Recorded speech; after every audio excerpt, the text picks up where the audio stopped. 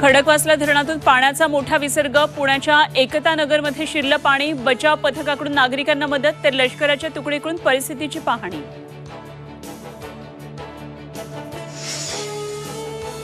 पुढचे 4 दिवस महाराष्ट्रात अतिमुसळधार पावसाचा इशारा. आज पुणे, सातारा आणि पालघरमध्ये रेड अलर्ट. मुंबईमध्ये पावसाचा जोर वाढणार.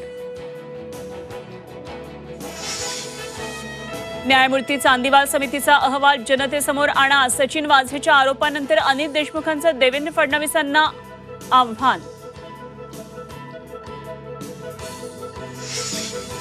20 सप्टेंबरपासून राज्यात आचारसंहिता लागू होण्याची शक्यता. मंत्री चंद्रकांत पाटलांचं मोठं विधान. आचारसंहितेपूर्वी सर्व कामं करण्याच्या सूचना.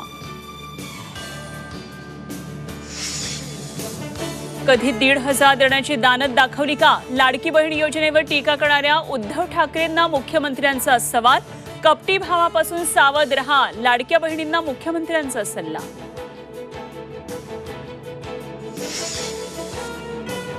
आणि विद्यार्थ्यांना नाश्त्यात दिल्या जाणाऱ्या पॅकिंग दुधात आढळल्या जिवंत अळ्या. पुण्याच्या घोडेगाव आदिवासी इंग्रजी आश्रम शाळेतला धक्कादायक प्रकार.